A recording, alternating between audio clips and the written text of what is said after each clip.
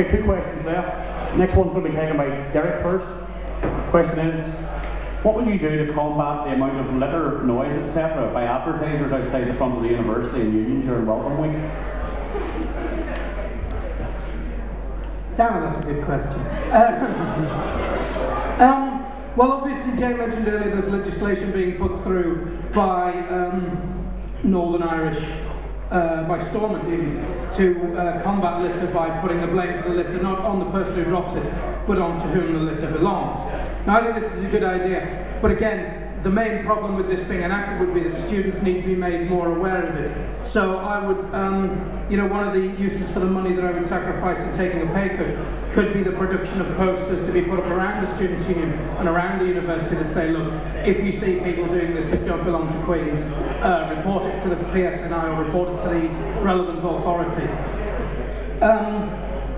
Again, really the watchword for littering would be community. The way we do it is we need a community that's sort of informed, not a strong, I won't say a strong community because that's not strictly true. What we need is a community that's informed and willing to act on its own behalf with only really minimal effort behind the Students' Union. Okay, well, the same question now goes to Aidan Hughes.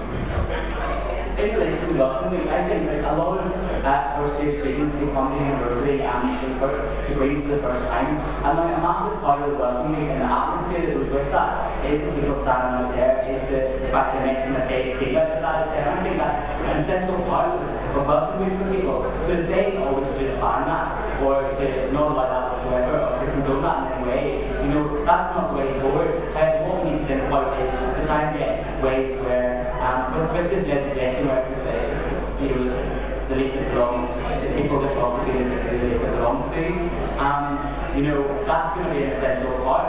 But as I say, it's all about letting people know, just take a little bit more pride in your area. Don't throw the piece of paper around, put it in your pocket or put it in your bag and get it. Okay, Tuesday contact my first get it in a bit when you get home. And say, we don't want to detract from what goes on there, it's an essential part of the atmosphere of our industry. However, we also just want to communicate with students and let them know and raise awareness of it and just to sort of get the word out. Okay, thanks very much. That's Aidan Hughes. And same question goes to Ethan Loughrey. I sort of concur with both of you guys' points. I understand, I take the point that the atmosphere during Freshers Week is fantastic and is great buzz and all. I don't know if it's completely created by the bands of the likes of the nightclubs pumping out music. The union itself, more people are pumping out music, and I myself find it really irritating people having new leaflets, and obviously that's ironic sort of instead of a word in a minute, but sort of forcing it on your face. In terms of the litter issue, the legislation, I think the union and university itself both just have to make the most of that. So if we find 200, for example, rain banners or posters lying on the floor, after the end of the day, we just call it rain and be like, well look, this is your problem, come clean it up, and if they don't, then steps can be taken towards actually preventing them from doing it, because essentially what they're doing is breaking the law, and they're making the place a mess, and which isn't conducive to like an exciting Freshers Week. But at the same time, I wouldn't be too keen to completely take that away, as it says, it does contribute something, but in terms of litter, it's something that has to be done, and I would accept to try and do that every once in a while. Final time. Very good. Okay, one question to go. It's going to go to Aidan Hughes first. Final question is, should every student who sets off a fire alarm at Ellen's Village be reported to the police, given that this activity constitutes a criminal offence? That is a good question. Every student that sets, basically what I would say there is, again, it's not about condoning it.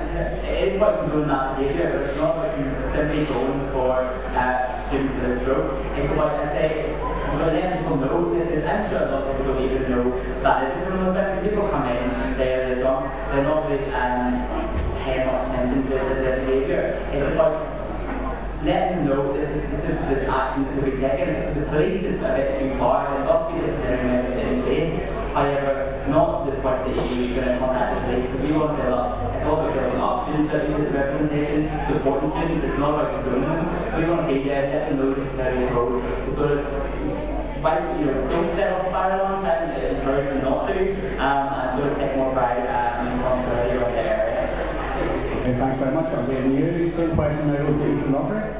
Yeah, well, everyone knows students can do ridiculous things whenever they've been drinking, so reporting, but I feel that actually reporting students to the police for setting off a fire alarm, or presume it's not another there's no fire, is a step too far. First of all, it's going to waste the police's time. It does nothing to, like, they're not going to want to deal with students that are drunk and did something by accident, and I myself didn't know that it's actually a criminal offence.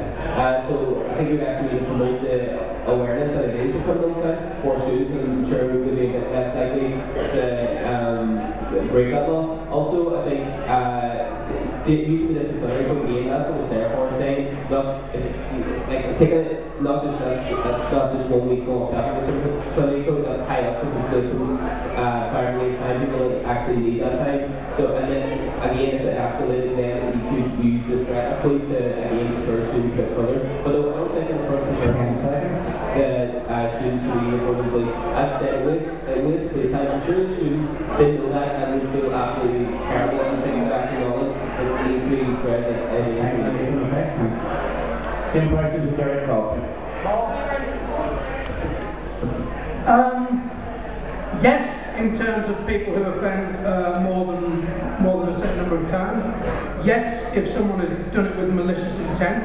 But I would say if someone has done it as, you know, just as a drunken misadventure, or if someone has done it accidentally or whatever, then it should be recorded certainly by Elms Village or the relevant housing authority.